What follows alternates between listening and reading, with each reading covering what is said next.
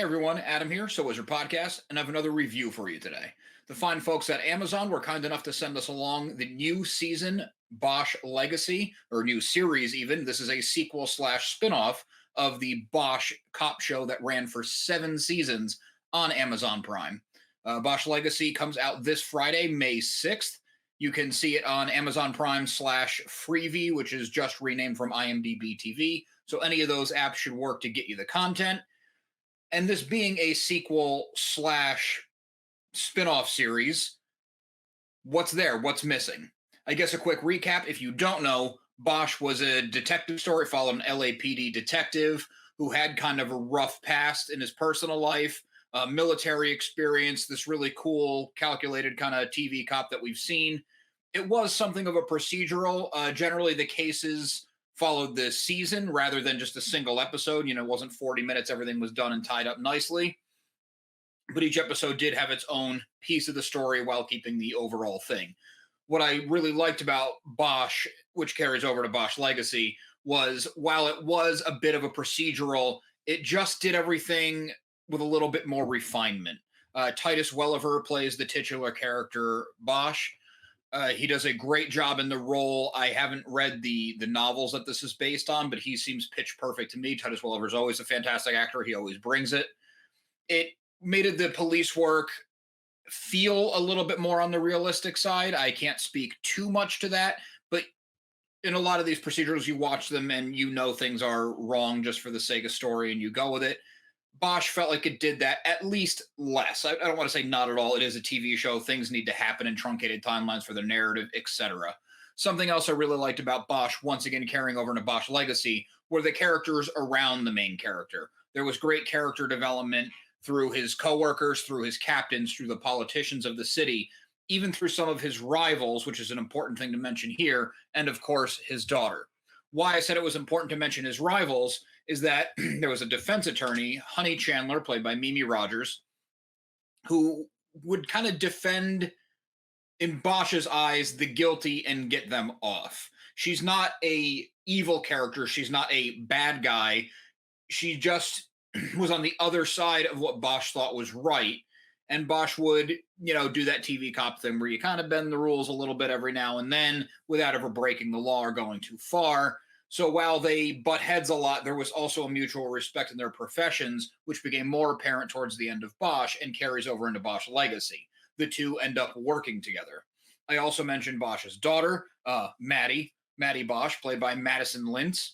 The daughter was always a good, interesting character. She actually liked the Honey character more in the original series than Harry Bosch did, and was kind of on the law side of things until this sequel slash spinoff series where she decides to pursue a career in the LAPD, follow in her father's footsteps, which is not just a TV cop thing. For anyone who knows families in the service, there generally are kind of family legacies in these lines of work. Not all the time, of course, but it's an interesting thing to follow and it's an interesting thing to track. And I think that's part of the name Bosch Legacy. It almost works twofold, where you are following Harry Bosch, who is now a private detective, leaving his, I think, 26-year career in the LAPD behind to do things a little bit different while still trying to make a positive difference in the world. What is his legacy? What does that mean to him? And also now with Maddie stepping into the LAPD, where her father was so well known and so famous, even in the Bosch universe, there had been fictionalized stories of his cases, which made him kind of a wealthy man, which made him stand apart a little bit. So now Madison has to, or Maddie, Madison's the actress's name, has to take all of that on and kind of has these expectations on her, even though she's brand new on the job. It's a really cool twofold story. I like that they're shining more light on Maddie without forgetting about Harry. Honey Chandler, the character was always interesting. Mimi Rogers, it's nice to see them teaming up. But it was also nice that it's not just like, oh, new page in the book, we're best friends now. It's well written and it's clever and it evolves over time. This sequel slash spinoff picks up 2 years after the events of the last season of Bosch. And if you haven't seen any of this, but this sounds interesting to you, you don't have to go back and watch 7 seasons of a show, even though I would recommend it. It's a great show and you got time. I believe there were 8 to 10 episode seasons all the way through. They're none of these crazy 24 episode seasons network TV was doing. but this gives you everything you need to know when you start. There's a few minute recap that kind of touches on some of the big cases, especially ones personal to Bosch's development. It touches on where Maddie was and how she got to where she is, and of course the Bosch and Honey of it all, where the two were kind of enemies, kind of mutual professional respect, and if they didn't personally like each other, and now going from necessary evils, it's a bit extreme, but kind of frenemies, to use a TV term, into actual allies in this new series. If you were a fan of the original series, good news for you, because this is everything you want it to be. I was a little bit bummed out when I saw that Bosch was entering its seventh and final season. I had really enjoyed it for all the years leading up to it. I followed it season to season. But, 7 seasons of a TV show is pretty solid, and it was going to end. It wasn't just going to get canceled. Bosch Legacy is hot on the heels. Like, you didn't have time to think that the show ended, and there's already sequel on you. Even though the events of the story do pick up just 2 years later, it feels like this could just be the next season of Bosch. One thing that was kind of almost rubbing the wrong way on me, but then I began to like more as I got deeper into the series, was the surrounding characters from the LAPD. Bosch's longtime friend, J. Edgar. There was a couple kind of more comic relief cops, older guys on the force who were given some storylines of their own. His captain, some of the politicians, kind of the characters I mentioned at the beginning. I'm not going to go name by name because they're less important for Bosch Legacy, and that's what this is all about. All of those characters are kind of gone. I wouldn't be surprised to see them show up every now and then. Maybe Bosch needs a favor from a still working cop. Maybe a still working cop kind of butts heads with him on something, or butts heads with Honey on something. Maybe one of them sees Maddie on the job. Anything could happen because they're still in Los Angeles and it is grounded very much in reality. But after 7 seasons, it feels nice to kind of relaunch Bosch with keeping the character Bosch and the daughter and the attorneys who still have the law and the policing side of it, and now he's a private detective, which is kind of adjacent. You have all those elements still, but it kind of trimmed the fat.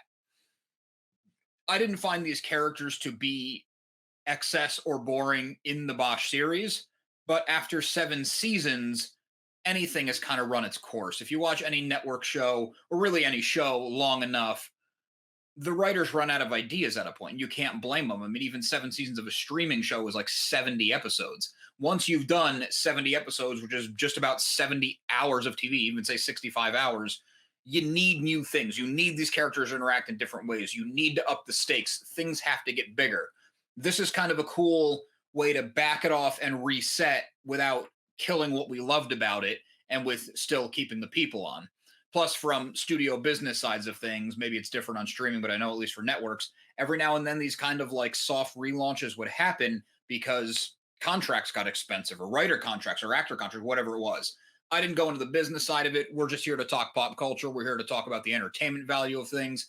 And I think Bosch Legacy is spot on. If you liked Bosch, Bosch Legacy is going to be for you. It has the same feel with a slightly different energy. It's kind of like a sequel to a movie that you liked. And it's like, yeah, all those elements are there. I like this too. This is still cool, but it's going in a slightly different direction. So there's your totally spoiler-free review of Bosch Legacy. I'm about halfway through the season. I planned on watching this one anyway. Huge thanks again to Amazon for giving us a chance to check it out ahead of time, to give you the information on if you should continue on with your love of Bosch, if you should develop a love for Bosch, and what's going on with this new sequel / spinoff. Please remember to like and subscribe. We have a lot more new movie coverage, comic reviews, more Amazon screeners from other studios coming your way. We got a ton more interviews lined up. My schedule is getting very full. You're not going to want to miss out. Speaking of not wanting to miss out, make sure you listen to So Wizard Podcast every single week, wherever you get your podcasts. So Wizard Podcast can also be found on Patreon, but for as little as $1 a month, you get multiple monthly bonus shows. SoWizardPodcast.com is your resource for reviews, recommendations, videos, merchandise, and more. Really cool new designs that Mark Ellis just put together. There's this with all of us together, individual ones. Check it out on TeePublic. The prices are good. The shipping's pretty quick. Good quality stuff. We love hearing feedback, so drop us a note in the comments. Leave us something on social media. All the accounts can be found after the show and in the show notes. And on a more personal note, a really good friend and I have our own ongoing series. It's a comic series called Social Studies. It kind of is a slice of life / coming of age story we basically took our teenage selves and made the characters amalgamations of different sects of our personalities. But don't worry if you don't know us. We try to capture the high school experience at large, and we keep it fun, we keep it light, we keep it in the vein of the 90s cartoons, sitcoms, and things that we grew up on and inspired us. It's called Social Studies. I don't think I mentioned that. You can find it all at socialstudiescomic.com or on Comixology and Comixology Unlimited. We've been reaching out to local stores, so maybe you get lucky, you walk into a comic book shop and you see us, or we get lucky, you walk into a comic book shop and see us. Anyway, socialstudiescomic.com. Thanks.